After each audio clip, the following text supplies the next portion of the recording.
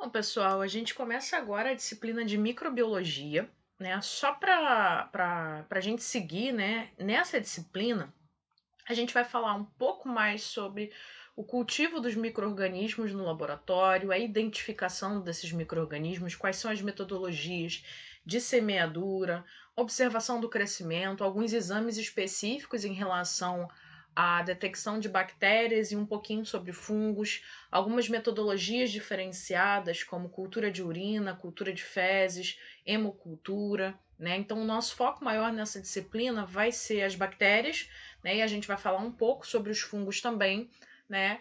E não tanto sobre os vírus, porque como a gente discutiu na disciplina de introdução à microbiologia e imunologia, a maior parte das viroses, né, das doenças virais, são identificadas pela via sorológica, né, se usa muito a questão do cultivo de vírus, né, para estudo do comportamento viral e não para identificação dessas doenças. Né? Essas doenças requerem exames específicos, um deles a gente está vendo aí nos últimos tempos, né, que é o RT-PCR para diagnóstico da Covid-19, né, e muitos caracterizados através dos sintomas, né, do quadro sintomático do paciente. Então, o nosso foco nessa disciplina é avaliar crescimento, morfologia, lâminas, observação de lâminas, como laudar um resultado, como fazer a coleta, como fazer a semeadura, né? Então, o nosso foco principal aqui acaba sendo as bactérias, mas a gente vai discutir e abordar um pouquinho sobre os fungos também.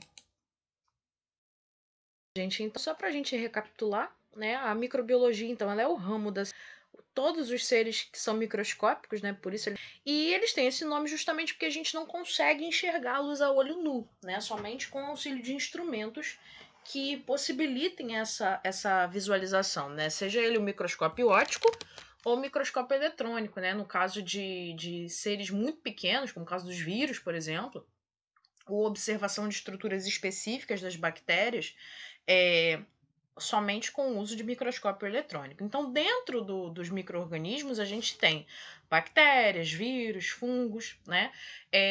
Outros tipos de organismo também são considerados micro-organismos, porém eles são estudados em outra disciplina, que é o caso, por exemplo, dos protozoários, né? Se a gente considerar as amebas, as giardias, né? Elas são micro-organismos. A gente só consegue observar esses seres, né? Esses protozoários, com o auxílio do microscópio. A gente não consegue observá-los a olho nu. Porém, eles são estudados em outra disciplina, que é a disciplina de parasitologia. Então, dentro da microbiologia, a gente foca mais nas bactérias, nos fungos e no caso dos vírus, né? A gente até abordou viroses, as características virais na disciplina de introdução à microbiologia e imunologia, mas como eu já falei anteriormente, eles não vão ser foco dessa disciplina. O foco realmente vai ser maior nas bactérias. É importante a gente entender, né, a relação dos micro-organismos com o ser humano, né? A gente costuma ter uma visão, você fala assim, micróbio, né, que era o termo mais antigo, até um tanto quanto pejorativo, né? Mas dava uma ideia de coisa ruim, germes, né? É muito utilizado ainda o termo comercialmente falando na comercialização de produtos de higiene, desinfetantes e tudo mais, né? Mas a gente, quando fala em micro-organismo, dá uma ideia de coisa ruim, né? Então, assim, existem dois pontos para a gente considerar. É, Existem micro-organismos que são causadores de doença, sim, né? Já discutimos várias doenças nas disciplinas de introdução à microbiologia e imunologia, né? Causadas aí por vírus, por bactérias, por fungos, né? Porém, também vimos na disciplina anterior e voltamos a falar sobre isso nessa disciplina, que nem todos os micro-organismos são causadores de doenças. A gente tem bactérias e fungos, por exemplo, utilizados na indústria, né? Na indústria alimentícia, na indústria de bebidas, né? Existem também micro-organismos que convivem conosco e não nos causam prejuízo, né? O exemplo está a nossa microbiota intestinal, que a gente cresce ouvindo falar, né, sobre a flora bacteriana, né, embora eu não goste muito desse termo, mas é o termo mais comum, né, para se referir a esses micro-organismos. Então, a gente tem os dois pontos. A gente tem aqueles que são causadores de doença, a gente tem aqueles que não são causadores de doença, e a gente tem ainda um meio termo, né, que são os oportunistas, né? Se o organismo estiver ali respondendo bem, eles normalmente não causam problema. Porém, se o corpo está debilitado, aí eles veem a oportunidade, né, de causar uma infecção, tá? Então, no caso dos micro-organismos que são benéficos, eles ajudam no equilíbrio do meio ambiente, né? E por isso são chamados de não patogênicos. Que tipo de equilíbrio do ambiente? Eu estou falando de ambiente tanto em relação ao corpo humano quanto em relação ao meio ambiente em si, né? Vamos sair um pouquinho dessa parte de saúde humana e vamos pensar que a gente tem bactérias e fungos que atuam como decompositores na cadeia alimentar. E são extremamente essenciais, porque eles é quem disponibilizam os nutrientes, né? Vamos lembrar lá um pouquinho da ciência lá de sexto ano, sexto, sétimo ano, né? E até um pouco antes a gente já fala sobre isso. Você tem lá a cadeia alimentar, produtor, consumidor primário, secundário, terciário, nananã, e vai, e no final da cadeia alimentar, e aliás, perpassando por todos esses organismos, a gente tem os decompositores, que são representados por fungos e bactérias, né? Ah, todos os fungos e bactérias são seres decompositores? Não, não são, tá? Mas dentro dessa cadeia, quando a gente fala em organismos que são decompositores, eles vão ali se alimentar, né, dos seres que morreram, né, vão se alimentar ali da matéria orgânica desses organismos e disponibilizar esses nutrientes de novo para a cadeia alimentar. Então, eles são essenciais nesse equilíbrio. Dentro do nosso organismo, a gente tem seres microscópicos que fazem parte da nossa microbiota, nos ajudam ali defendendo os nossos órgãos, impedindo a entrada de outros seres que são causadores de doença, né? Então, eles ajudam no equilíbrio tanto quando a gente considera o corpo humano quanto o ambiente externo. Só para a gente relembrar, né? E aí, como a gente vai começar a falar sobre as bactérias, só para a gente relembrar algumas características das bactérias, né? As bactérias são seres procariontes porque não possuem núcleo nas suas células, né? Não tem membrana nuclear. Porém, as bactérias possuem parede celular, né? Então, além daquela constituição básica de célula, né? De membrana plasmática e citoplasma, né? Não existe núcleo nas bactérias, porém, por fora da membrana plasmática existe a parede celular. Parede essa que é fator de diferenciação nas bactérias, né? A gente classifica bactérias como gram-positivas ou gram-negativas, né? A gente vai abordar a coloração de gram mais para frente, mas a gente classifica as bactérias nesses dois grupos dependendo da constituição da parede celular, tá? Essa parede celular bacteriana, ela é composta por uma camada de peptídeo glicano, né? E quando esse peptídeo glicano é grosso, quando essa camada é grossa, né, eu tenho as bactérias retendo o corante violeta durante a coloração de grã, então elas se coram ali em roxo, azulado, e por isso são chamadas de gram-positivas. E a parede celular mais fina, né, com uma fina camada de peptídeo glicano, faz com que elas percam o corante roxo e se corem com o contracorante, atendendo ali a uma coloração avermelhada. Normalmente é rosa, né? Um rosa mais intenso, mas pode tender um pouco para o avermelhado também, tá? Então essas são as gram negativas. Então, gram positivas em roxo ou podendo puxar um pouco para o tom azulado e gram negativas em rosa, podendo puxar para o vermelho também. Aqui a gente tem a diferença, ó, da camada. Então, aqui a grossa camada de peptídeo glicano, tá? Bactéria se corando aqui em roxo, gram positiva. E aqui a fina camada do peptídeo glicano. A diferença dessa aqui para essa aqui, né? E aí ela se cora em rosa, né? Aqui vocês estão vendo que ficou mais pro rosa. Gram negativa. As bactérias possuem o plasmídio, que é um DNA extracromossomial, né? Ele é uma informação genética adicional, ele é um fator de variabilidade genética da bactéria, então aquele DNA extracromossomo. Algumas bactérias possuem flagelos, né? Que tem como origem a membrana, e as bactérias flageladas, elas apresentam motilidade, né? Então a função do flagelo é ajudar no deslocamento. Pili ou fimbre, também comentamos na disciplina anterior, né? O pili, ele é para transferência de material genético, então é esse prolongamento aqui que faz com que a bactéria troque a informação genética do plasmídio entre uma e outra.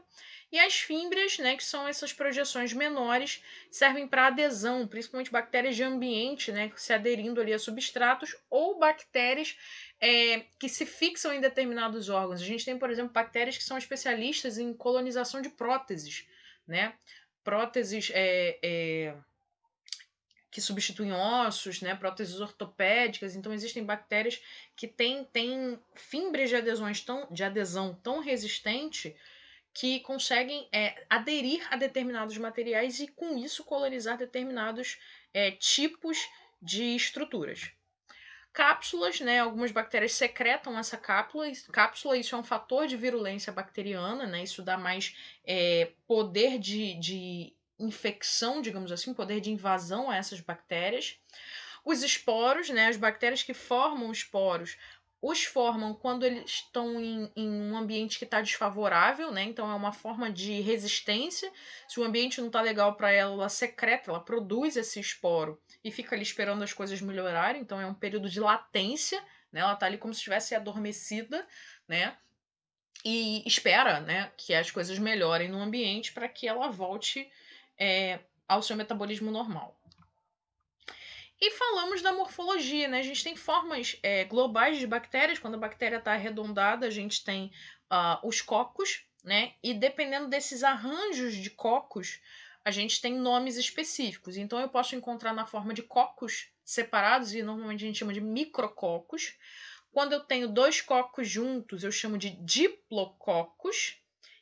Os cocos em cadeia linear, né? Em fila indiana, né? Como a gente costuma se referir, a gente chama de streptococcus.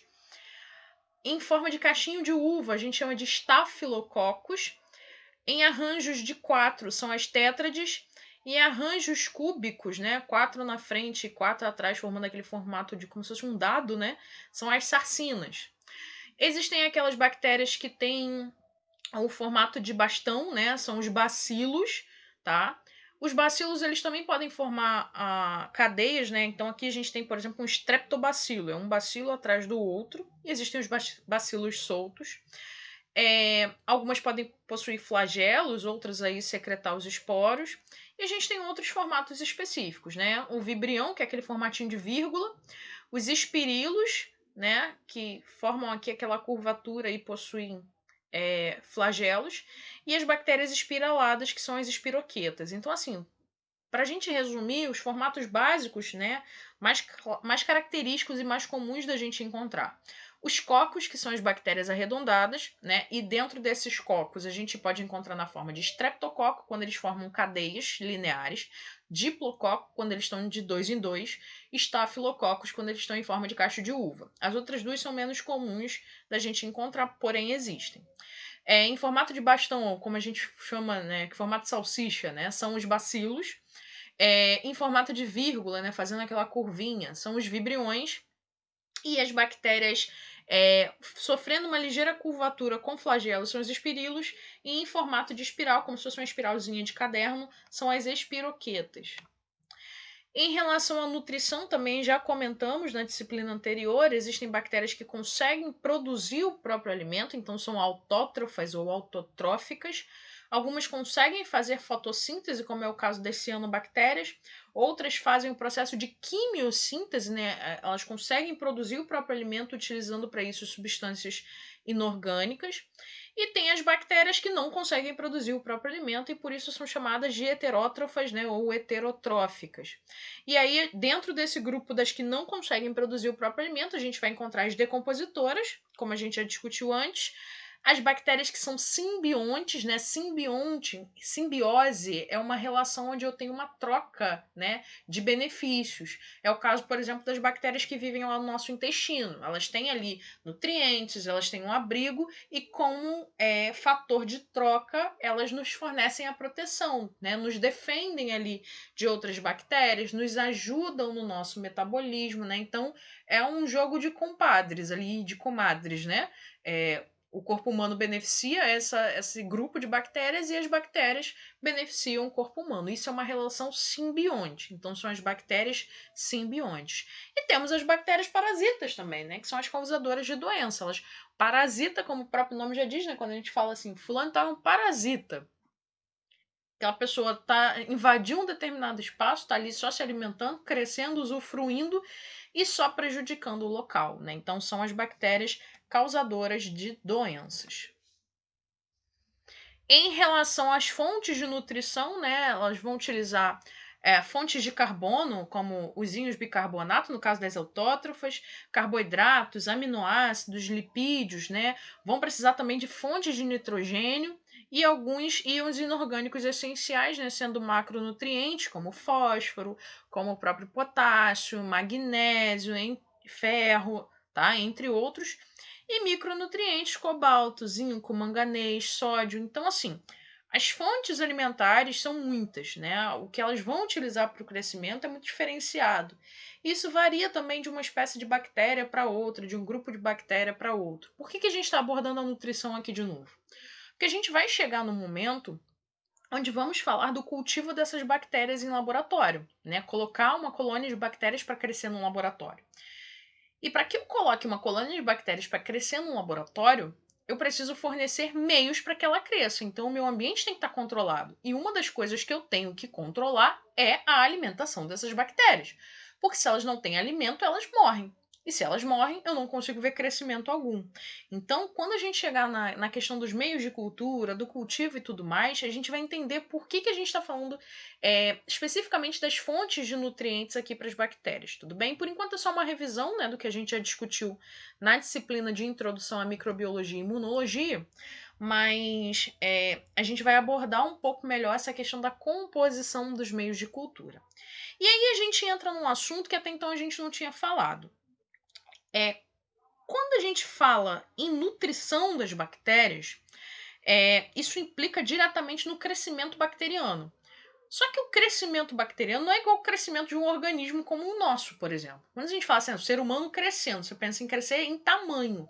Quando a gente fala em crescimento bacteriano, a gente não fala de crescimento em tamanho das bactérias. Eu não tenho uma célula aumentando de tamanho, mas eu tenho o aumento da quantidade de células bacterianas em determinado local. Tá? Então, o crescimento bacteriano em laboratório, no corpo, né, no ambiente, enfim, é o aumento da quantidade de células de bactérias, e só para a gente relembrar, as bactérias são seres unicelulares, então cada célula é uma bactéria diferente, tá? E cada célula é um organismo, melhor dizendo. E a gente tem algumas coisas que vão reger o crescimento bacteriano. Só para a gente se situar, o crescimento das bactérias, né, o aumento da quantidade de células de bactérias, ele tem 4 fases. A primeira fase a gente chama de lag. A segunda fase é a fase exponencial ou log. A terceira fase a gente chama de fase estacionária. E a quarta fase é a fase de declínio. Vamos considerar o seguinte: a fase lag ela é um período variável onde eu não tenho um aumento significativo da população de bactérias, porque é uma fase de adaptação da bactéria. Daqui a pouquinho a gente vai ver uma imagem onde eu vou mostrar isso melhor. Fase log ou crescimento exponencial. É nessa fase onde a gente tem as células de bactérias já adaptadas, já absorveram os nutrientes, já tem tudo que elas precisam e eu tenho uma taxa de crescimento enorme acontecendo aí. Então é onde eu tenho o grande boom das bactérias, onde eu tenho o aumento grande na quantidade dessas bactérias no ambiente. A terceira fase é a que a gente chama de fase estacionária. Né? Se a gente for analisar isso como uma curva, né, como um gráfico, nessa fase eu já tenho uma linha quase reta. Por que estacionária? Porque eu estacionei o crescimento das bactérias ali. Porque a quantidade de células de bactéria nova que surge é igual à quantidade de células de bactéria que morre. Então eu não tenho um aumento significativo, porque é quase igual, né? Surgem novas, morrem outras, surgem novas, morrem outras, então eu estaciono o crescimento. E a fase de declínio é o seguinte: eu já não tenho mais meio, eu já não tenho mais nutriente, eu já não tenho mais espaço, eu já não tenho mais oxigênio, quando é o caso das bactérias, por exemplo, que vão respirar oxigênio. Eu já não tenho mais estrutura para comportar essas bactérias, então o que vai acontecer com essas bactérias? Vão morrer. E aí eu entro na fase de declínio. Esse aqui é o gráfico que mostra cada uma dessas fases. Aqui eu estou considerando um sistema fechado. O que é um sistema fechado? Vamos pensar, por exemplo, eu estou utilizando uma placa de Petri com meio de cultura. Então é um meio, só uma placa, e eu acabei de colocar uma amostra ali para crescer bactérias. Aquele meio de cultura, aquela placa de Petri, ela já tem nutrientes, oxigênio, ela já tem tudo que é necessário para o crescimento bacteriano. Só que é só aquilo ali. Eu não coloquei mais nutriente, eu não coloquei mais oxigênio, não coloquei mais nada. Ela tem um tempo de validade. Então vamos pensar no seguinte: o meu meio está vazio, está estéril. Fiz a semeadura desse meio de cultura. Então, nesse momento aqui, a bactéria chegou no meio de cultura. Na fase de lag, eu não tenho um aumento dessa quantidade de células. Por quê? Porque ela está sentindo ali ainda como é que é aquele ambiente. Sabe quando você chega numa festa de gente desconhecida? Às vezes só tem você e um amigo lá, você não conhece mais ninguém naquela festa. Se você não for muito sociável, que é o meu caso, por exemplo, né? Não sou muito sociável, eu vou ficar ali sentado no cantinho, olhando, observando, até me adaptar àquele ambiente. É mais ou menos isso que a bactéria faz. Ela chegou, olhou, vai ver primeiro quais são os nutrientes daquele meio, vai sentir o ambiente, vai sentir a temperatura, vai sentir o pH, vai sentir o oxigênio, e aí ela vai se adaptando àquele meio novo onde ela está. A partir do momento em que ela se adaptou, ela fala: opa, agora é comigo. Agora sim eu posso crescer. E lembrando que quando a gente fala em crescimento aqui, eu estou falando em aumento de número de células. Então, o que acontece com essas bactérias? Começam a se reproduzir, né? Então, uma bactéria vai dando origem a outra, que vai dando origem a outra, que vai dando origem a outra, e assim por diante. Então, nessa fase aqui, até onde eu tinha um período de adaptação, eu tenho a fase de lag. Adaptou. Me adaptei ao ambiente. Começou a crescer, olha o aumento da quantidade de bactérias, ó. Subiu. Eu cresci exponencialmente, então eu tenho um aumento grande na quantidade de bactérias. Quando eu observo essa curva subindo dessa forma aqui, eu tenho a fase de log. Na fase estacionária, lembra que a gente ainda está lá na plaquinha de Petri com meio de cultura, né? Tem bactéria pra caramba ali já. Só que aquelas bactérias pra caramba que já existem ali, elas continuam se dividindo, continuam se reproduzindo. Só que o meu meio de cultura, né, ele já tem uma determinada quantidade X de nutriente, uma quantidade X de oxigênio, e a coisa começa a ficar meio apertada ali, né? Então, algumas bactérias vão surgindo, outras vão morrendo, né? Então, surge, morre, surge, morre, surge, morre. É por isso que a minha curva, ó, estaciona.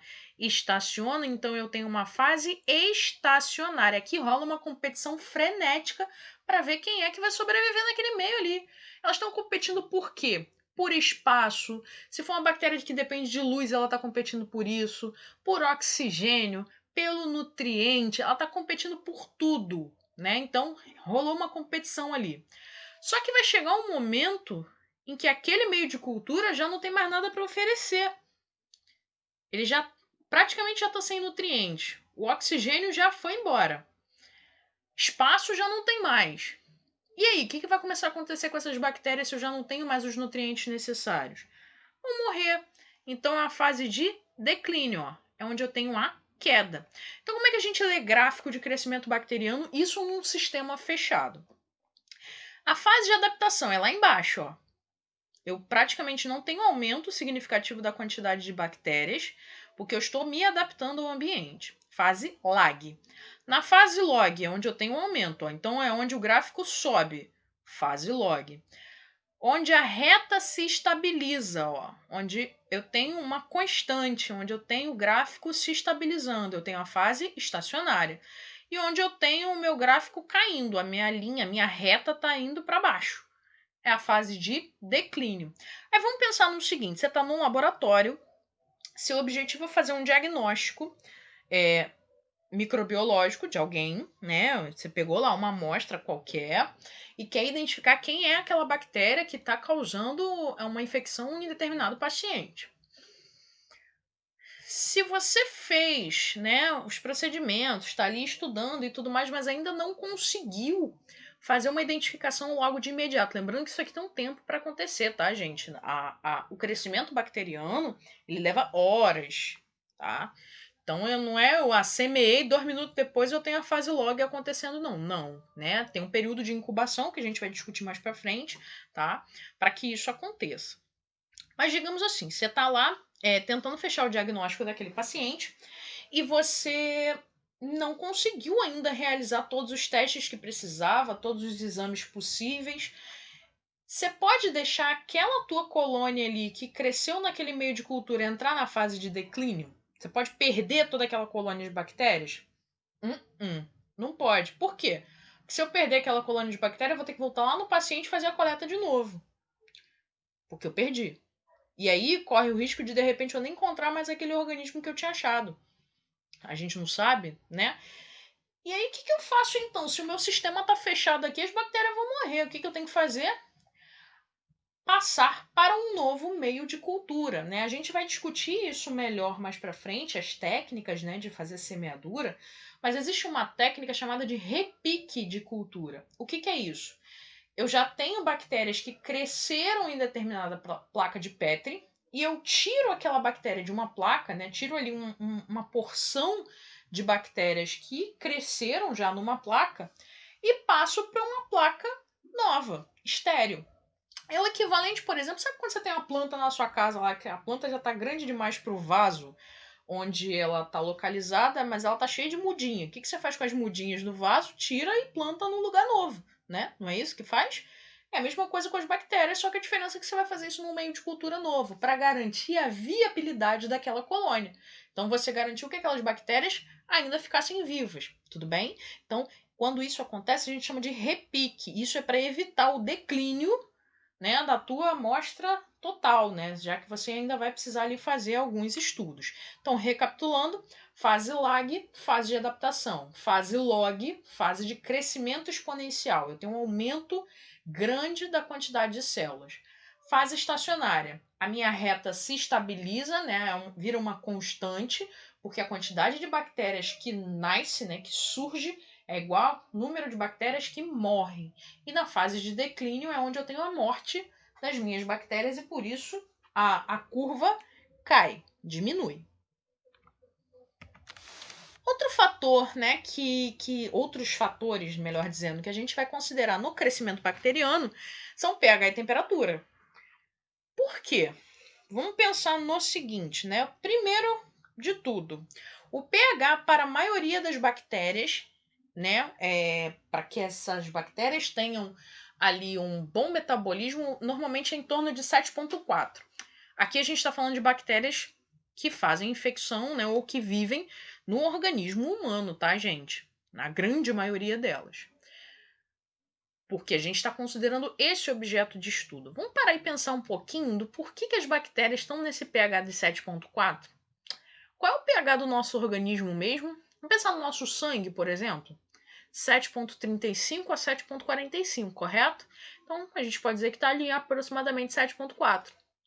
A todo o meu corpo está em 7,4? Não. Se for uma bactéria, por exemplo, de estômago, ela está em 7,4? O pH estomacal é bem mais baixo, né? Uma bactéria da boca, né? O pH ele já é um pouco mais próximo do 7, né? Uma bactéria do intestino já é um pH um pouco mais, um pouco tendendo ali mais próximo ao 8, né? Dependendo da localidade.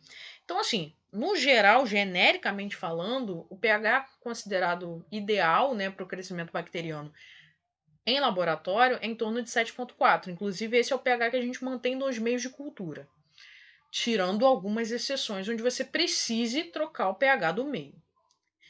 E em relação à temperatura, né, isso considerando todas as bactérias, de ambiente, de corpo, enfim, a gente classifica as bactérias como psicrófilas, quando elas sobrevivem em ambiente, adoram, né, gostam mais de ambiente com temperatura menor do que 15 graus. As mesófilas, que vivem ali entre 15 e 40 graus, e as termófilas, que vivem em ambiente acima de 40 graus.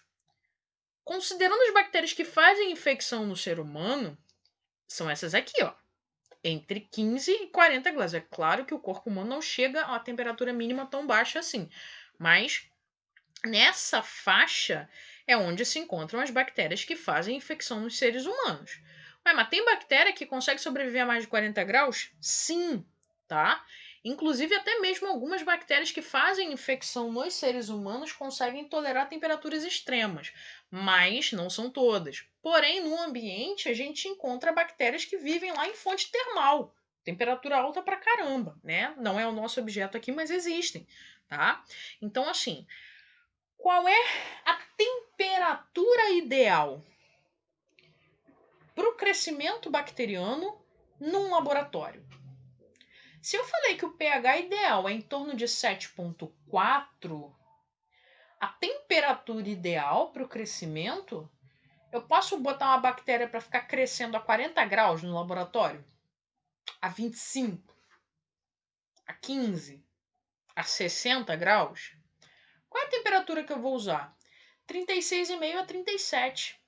Por que eu uso essa temperatura? Por que quando eu controlo o crescimento, que é isso que a gente faz no laboratório, é você fornecer um ambiente artificial para o crescimento das bactérias. E nesse ambiente artificial você tem que dar o alimento, que são os nutrientes. Você tem que dar o espaço, que é o meio de cultura. E você tem que controlar o espaço. Por quê? Porque ela precisa crescer, mas ela só vai crescer se ela estiver adaptada àquele ambiente, né? Então, isso é essencial na hora da gente avaliar o crescimento bacteriano. Então, a gente vai usar a temperatura aí de 36,5, 37 graus, a 37 graus, né? Porque é a temperatura do corpo humano. A gente não está querendo fazer diagnóstico ou observar o crescimento de bactérias que crescem no corpo humano, que estão ali possivelmente infectando o corpo humano. Então eu tenho que dar meios para que essas bactérias cresçam como se ela estivesse crescendo dentro do corpo humano. Sabe por quê? Vamos pensar no seguinte. Eu peguei lá uma amostra de uma pessoa que eu sei que tem uma infecção. Eu estou vendo, é nítido um quadro infeccioso. Só não sei quem é a bactéria que está lá. Aí eu pego, semeio uma amostra que eu acabei de colher daquela pessoa. Vamos pensar, por exemplo, numa infecção urinária. Peguei uma amostra de urina, que é nítido, né, até pelos exames comuns de rotina de urina, é nítido que essa pessoa tem uma infecção, mas eu não sei quem é que está ali ainda. E para isso eu preciso fazer uma urocultura. Aí beleza, semeei no meio de cultura adequado e vou ver quem cresce. Só que na hora de botar o meu meio de cultura, eu coloco aquele meio de cultura a uma temperatura extremamente alta. Vamos botar assim, 60 graus, 70 graus. Sei lá, eu errei ou então eu deixei em qualquer lugar, deixei perto de uma fonte de calor, enfim. Aquela bactéria lá ficou a uma temperatura muito mais alta do que deveria. Se eu for olhar esse meio de cultura, provavelmente, né, depois do período de incubação, quando eu chegar a olhar o meio de cultura, eu vou ver que não tem nada. Seria um resultado negativo, né? Não cresceu bactéria, então o resultado é negativo. Mas é um resultado negativo de fato? Não. Eu sei que o paciente está ali com uma infecção. Eu já sabia, eu só queria saber quem era a bactéria que estava lá. Ué, mas por que a bactéria não cresceu? Porque eu literalmente tostei a bactéria. Ela não cresceu porque eu não forneci os meios ideais para isso. Então, são coisas que a gente precisa ter um controle muito grande no setor de microbiologia. É o seguinte: semear nos meios de cultura certos, propiciar o ambiente adequado. Eu tenho que ter os nutrientes adequados, eu tenho que ter a temperatura adequada, eu tenho que ter o pH adequado, senão a bactéria não cresce. E se ela não cresce, eu posso estar lá dando um resultado negativo, mas sem o resultado ser negativo. Vai estar negativo ali porque eu não vi crescer. Mas eu não vi crescer porque eu coloquei errado. Eu coloquei um meio errado, eu coloquei uma temperatura errada e por isso que ela não cresceu. Vamos fazer uma comparação assim bem esdrúxula, mas para que vocês entendam. Se eu pegar um cacto, botar um cacto para crescer no Polo Norte, ele vai sobreviver? Não, por quê? Porque lá não é um ambiente para ele. Mesma coisa se eu pegar um urso polar e soltar lá no deserto do Saara. Vai sobreviver? Não, vai morrer. Por quê? Mas é um organismo vivo. Mas aquele não é um ambiente para ele. Então, se eu pegar uma bactéria, semear no meio de cultura errado, botar uma temperatura errada, botar um pH errado, ela não vai crescer. Só que a diferença, né, já que eu comparei com o cacto e com o urso polar, a diferença é que esses organismos eu vejo, a bactéria eu não vejo. Quando eu semeei no meio de cultura, eu não estava vendo a bactéria. Eu só vou ver depois do crescimento. Essa é a diferença. Então, assim, a gente tem que ter uma responsabilidade muito grande com a escolha correta do meio de cultura, com a escolha correta do método que eu vou estar utilizando, com o controle dos meus parâmetros para aquele meio de cultura, nutrientes, temperatura, pH, período de incubação, tudo tem que estar muito certinho para que eu dê um resultado correto no final das contas, tá bom? Outro fator é o oxigênio, né? A gente já viu lá em introdução a microimuno que existem bactérias que são aeróbias e existem bactérias que são anaeróbias. A concentração de oxigênio na atmosfera ela fica ali em torno de 18 a 20%. As bactérias que são aeróbias, elas crescem na atmosfera com 18% ou mais de oxigênio. As anaeróbias, tem gente que pensa assim, não, é na ausência completa de oxigênio. Não necessariamente. Elas podem tolerar, às vezes, um período de oxigenação ou uma concentração de oxigênio um pouco menor, mas ainda existente. Outras não, outras, qualquer mínimo de oxigênio, elas vão morrer, tá? Mas quando eu falo anaeróbia, eu não estou falando somente da ausência total de oxigênio, não, tá? Eu posso estar falando somente de uma concentração menor. E esse é um outro fator. E se eu tenho ali uma amostra com bactéria que cresce na ausência de oxigênio? E eu vou lá e deixo o meu meio de cultura recebendo ar. Ela vai morrer também. Então é um outro fator que a gente precisa controlar, tudo bem? Em relação à reprodução, a gente viu também na disciplina anterior que as bactérias podem ter reprodução assexuada, né, sem a troca dos gametas, ou sexuada. Inclusive ali o pili, né, ajuda nessa questão da troca do material genético. A reprodução assexuada, ela se dá pelo processo de divisão binária, né, que é aquela uma célula gerando duas, cada uma dessas células gerando duas, e mais duas, e mais duas. É por isso que a reprodução bacteriana é rápida, tá? Porque tem um aumento dessa quantidade de células. E na assexuada a gente já viu que existem processos diferentes. Um deles é a conjugação, né? Então a bactéria faz uma ponte, né, entre o pili, né, entre as fibras ali, trocando esse material genético. A transformação, quando a bactéria absorve moléculas de DNA que estão dispersos ali no meio, tá? Por exemplo, uma bactéria morta, ela pegou, encostou na bactéria morta e sugou o DNA para dentro dela. Ou transdução, né? São bactérias que transferem DNA bacteriano para outra bactéria usando um vírus como vetor, tá? Então o vírus chega lá, pega um pedacinho do material genético da bactéria, quando ele chega em outra bactéria, ele deixa esse material genético lá, né? Lembrando que os vírus que têm essa associação com as bactérias são os bacteriófagos. E aí, a gente começa a falar mesmo dessa disciplina, né? Então, tudo que a gente estava falando até agora tinha um pouco a ver com a disciplina de introdução à microbiologia, né? Onde a gente falou das características das células e tudo mais. Agora a gente parte um pouco mais para o quesito clínico da bactéria, né? O que a bactéria pode causar, o que ela pode ter. Existe um fator que é chamado de resistência bacteriana. Então a gente pode dizer que as bactérias podem ser classificadas como sensíveis ou resistentes. Sensível, morre fácil. Resistente, ela consegue ali sobreviver, né? Forte a determinadas coisas.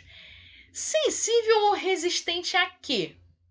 Ao antibiótico, à temperatura, ao pH, enfim. Não necessariamente ela é resistente a tudo, tá? Então, assim, eu vou considerar sensibilidade ou resistência a diversos fatores. Às vezes, quando eu falo em antibiótico, eu estou falando de um tipo de antibiótico, mas não existe só um tipo. Né? Então, assim, sensível ou resistente morre ou não morre, mas em relação a quê? Eu posso ter bactérias que são sensíveis à concentração de oxigênio, outras que são resistentes. Tenho bactérias que são resistentes, por exemplo, à penicilina. Outras são sensíveis. Então, depende muito do que a gente vai estar trabalhando ali no meio do caminho. Só que essa resistência, ela pode ser natural ou ela pode ser adquirida. Natural, né, quando ela acontece pelos mecanismos de seleção natural. Vamos voltar um pouquinho lá na teoria de Darwin, né? Vamos falar um pouquinho sobre seleção natural. Darwin, quando explica a seleção natural, ele fala que sobrevive no ambiente aqueles que estão melhores adaptados. Então é nada mais natural do que aquela bactéria melhor adaptada, ou seja, mais resistente, sobreviva. Isso é natural. Agora, como assim seleção adquirida? Vamos lá, remédio é uma coisa natural? Não. Remédio é sintético, né? Ele foi fabricado, né? Não estou dizendo que sejam ruins, né? Mas eles são medicamentos, são produtos produzidos para matar bactérias, ok? Só que além dos remédios, a gente tem outros produtos, como por exemplo produtos de limpeza, né? E outras coisas mais. E aí eu trouxe um ponto que é um tanto quanto importante da gente pensar. Aqui a gente tem uma determinada marca, né, de sabonete, enfim, mas assim como essa, a gente tem várias e várias outras marcas que prometem eliminar 99,9% dos germes, né? E aí, como eu disse a vocês antes, o termo germe ele é muito comum, né, no meio comercial. Então, eliminar 99,9% dos germes. Considerando germes como bactérias. 99,9% são 100%? Não, mas é quase, não é? Tem aquela música do aquele 1% é vagabundo, safado e elas gostam, né? Aqui é um 0,1%, é menos ainda. Mas aquele 0,1% que sobreviveu, que não foi eliminado, que não morreu com sabonete, que não morreu com detergente, enfim, ele tá ali. Mas ele não morreu por quê? Será que o sabonete não chegou até ele? Ou ele não morreu porque ele era mais forte? Considerando que ele não morreu porque ele era mais forte. Vamos pensar no seguinte. Digamos que eu tenho 100 bactérias. 100 bactérias num determinado lugar. 100 bactérias na mão. Na palma da mão. Usei o sabonete, que elimina 99,9%. E aí, eu consegui eliminar ali 99 bactérias. Sobrou uma. Uma, né? Ah, só uma. Eu tinha 100, sobrou só uma. Umazinha? O que uma bactériazinha vai fazer? Uma bactériazinha não faz nada. Mas como é que a bactéria se reproduz? Uma dá origem a outra, que dá origem a outra, que dá origem a outras e outras e outras e outras e outras. E aquela que sobreviveu, ela sobreviveu porque ela estava melhor adaptada, não é? A gente pode dizer assim, então, que ela estava mais forte. Correto? Correto. E aí, ela vai dar origem a uma bactéria mais fraca ou mais forte? Mais forte. E assim eu vou colonizando aquele ambiente de novo com bactérias que são mais fortes. E aí eu vou lá de novo, né? Eu tenho 100 bactérias de novo. Vou lá e passo o sabonete de novo. Matei 99, sobrou um. Sobrou porque era mais forte. E ela se dividiu e gerou várias e várias e várias e várias bactérias de novo. E aí depois eu vou lá e entendendo como é que eu estou selecionando. Eu estou usando um exemplo básico do dia a dia, mas que assim, que é simples, né? Eu estou usando a questão dos sabonetes, né, dos produtos que eliminam 99,9% das bactérias e tudo mais. Porém, a gente tem uma outra questão. O uso de antibióticos. Vocês já pararam para pensar que a gente sempre conhece alguém que fala assim: poxa, o meu filho teve infecção de garganta, aí na primeira vez o médico mandou dar aquele antibiótico X. E aí eu fui lá e dei aquele antibiótico X para ele. E aí depois de um tempo, ele deu infecção de novo. Eu sei que era infecção. E aí eu dei aquele mesmo antibiótico. Aí passou. Passou um tempo de novo, ele deu infecção de garganta mais uma vez. Aí eu dei o mesmo antibiótico, mas não fez efeito. Por quê? Porque aquelas bactérias ficaram resistentes. Eu selecionei, provavelmente na primeira vez que eu usei o antibiótico, não eliminou todo mundo, ficou sempre umazinha ali escondidinha, e aí depois ela volta. Eu tenho fator de resistência.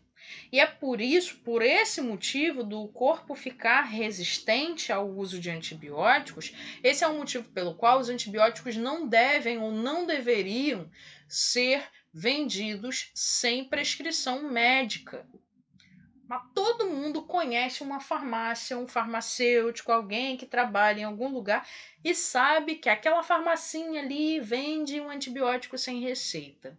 E aí a pessoa já vai lá e fica, né? Gente, isso é considerado tráfico, tá? Só para explicar isso melhor para vocês. Alguém está vendendo um produto ilegal. Por quê? Ah, ele é um medicamento, ele é legalizado? É, mas ele só pode ser comercializado com receita. Se você está comprando sem, você está na ilegalidade.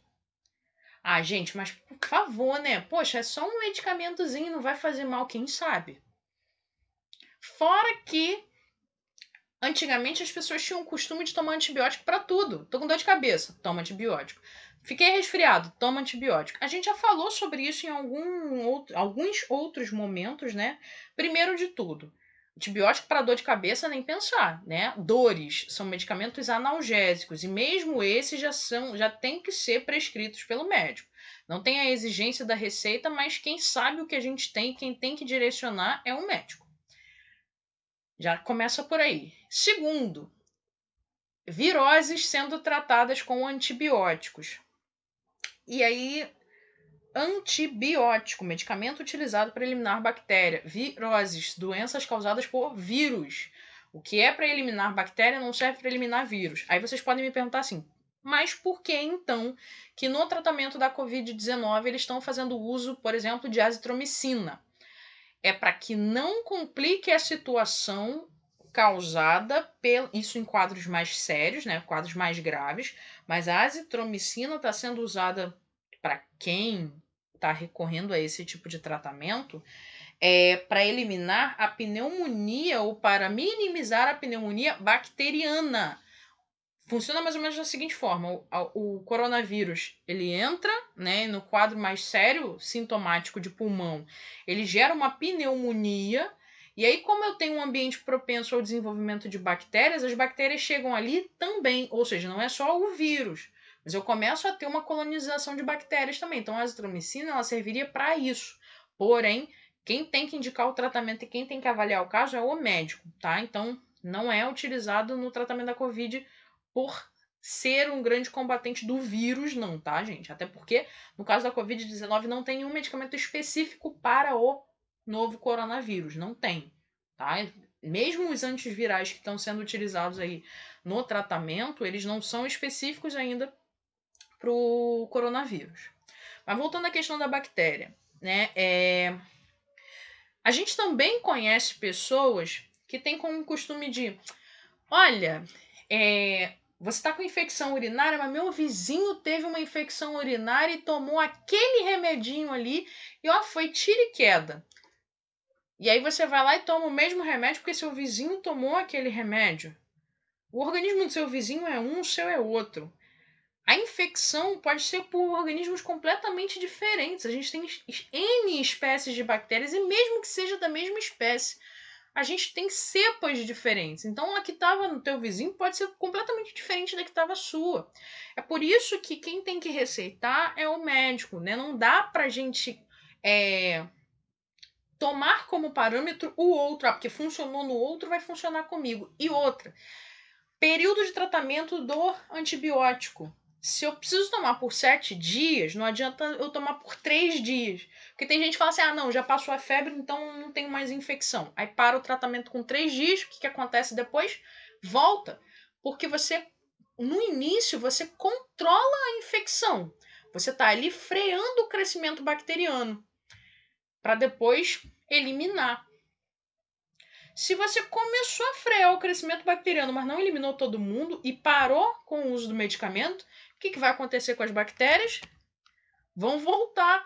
Aquela célula vai se dividir, vai dar origem a duas, de duas a quatro, quatro a oito e assim por diante. Então eu vou ter uma infecção ali de novo. É por isso que tem pessoas que às vezes começam o tratamento, dá aquela amenizada e depois, quando volta, a infecção volta mais severa, tá? E todo esse uso indiscriminado de medicamentos tem gerado o que a gente chama hoje de superbactérias, né? Por que a gente usa o termo superbactérias? São bactérias que não são combatidas pelos antibióticos que nós temos no mercado hoje. Ou seja, elas ficaram tão resistentes, que ainda não se tem antibiótico capaz de eliminar. E aí temos um problema, porque se eu não tenho um medicamento que vai combater, ela vai fazer infecção. Ah, mas isso já não acontece? Sim. Né? Se a gente pensar que a penicilina pura lá no início, quando foi descoberta, eliminava tudo, ok. Hoje a gente tem várias classes de antibióticos diferentes, né? Com muitos aditivos e outros novos surgindo no mercado, porque precisa. Os organismos ao longo dos anos estão ficando cada vez mais resistentes, né?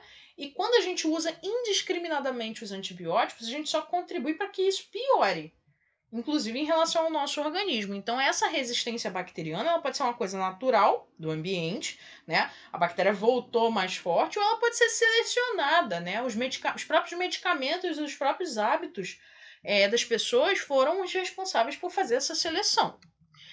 E aqui a gente tem uma reportagem. Na época já tem um tempo já essa reportagem, se eu não me engano, ela é de 2015, não, 2016. Estados Unidos tem primeiro caso de bactéria resistente ao último antibiótico. Né? Eles trabalhavam com determinados grupos de antibióticos lá e eles tinham uma paciente internada com uma cepa muito resistente de uma bactéria que é bem conhecida, que era a Escherichia coli, tá? Aí tá assim na matéria, ó, paciente que não responde à colistina acende alerta. É o fim de uma era, dizem os médicos, tá? Então, nos Estados Unidos, registraram o primeiro caso de uma paciente com uma superbactéria resistente a um antibiótico mais potente que a medicina conhecia, né, até então, que é a colistina. Considerado o último recurso quando a pessoa tem uma infecção que não responde a outros antibióticos convencionais. É uma droga que existe desde 1949 e a resistência a ela foi identificada pela primeira vez em 2015 na China, tá? Então, ali, ó, 2015, 2016 já começaram a encontrar bactérias que já estavam resistentes. Embora seja um antibiótico bem antigo, né, 1949, ele só era usado lá como última estratégia mesmo. Era, ó, a última tentativa que eu tenho, o último suspiro. Vamos ver se vai. Ah, mas aí vocês podem pensar, por que não começa logo por ele, então, porque ele é o mais forte? Porque se eu começar pelo mais forte e ele não der jeito, nenhum outro dá. Fora que os efeitos colaterais dos medicamentos fortes são muito mais severos, o alto custo também é considerado aí, então tem uma série de fatores, né? Então, assim, quando se lida com infecções, né, a gente precisa saber com quem a gente está lidando. Quem é a bactéria? Essa bactéria que está ali, ela é sensível a quais antibióticos? Então, quais antibióticos eu posso utilizar para eliminar? Porque aí eu não preciso chegar à minha última linha de defesa. Eu vou utilizando os anteriores, né? Porque aí eu tenho uma resposta melhor do organismo, tá? Então a bactéria foi encontrada na urina de uma mulher de 49 anos, na Pensilvânia, que tinha infecção urinária. E pesquisadores do Departamento de Defesa dos Estados Unidos afirmaram se tratar de uma infecção que envolve uma cepa da Escherichia coli resistente à colistina, tá? Então, quando a gente lida, né, com esses mecanismos bacterianos, a gente precisa considerar tudo isso, né? Resistência, não resistência, quais são as estratégias de reprodução das bactérias. Algumas vão ter defesas nas células, outras não terão. Algumas vão ter mais resistência porque tem determinada composição diferenciada. Enfim, são adaptações, né? Eu costumo dizer o seguinte, a gente costuma enxergar ser humano como sendo o suprassumo da cadeia evolutiva, que a gente considera a evolução humana. Por que a gente considera a evolução humana? Porque o ser humano está estudando, né? Então a gente vai puxar brasa para nossa sardinha. Mas a gente não considera que todos os outros organismos evoluem junto conosco. Então não dá para dizer que o ser humano é o evoluidão lá da cadeia, o topo de cadeia, e os outros estão ali. Tá aí as bactérias para provar o contrário. Mas ela é um organismo de uma célula só, que não tem núcleo e tudo mais. Mas ela ataca sozinha? Ela faz uma infecção sozinha? Não, ela faz em quantidade. Ela tem mecanismos de invasão. A pessoa pode morrer por uma infecção bacteriana. E tamo lá, aquele corpo humano evoluidão, cheio de células, com um organismo funcionando, mas eu tenho um ser de uma célula só que tem estratégias para furar essa defesa, furar esse bloqueio. Então, tudo isso a gente precisa considerar quando lida, né, com as bactérias, ok?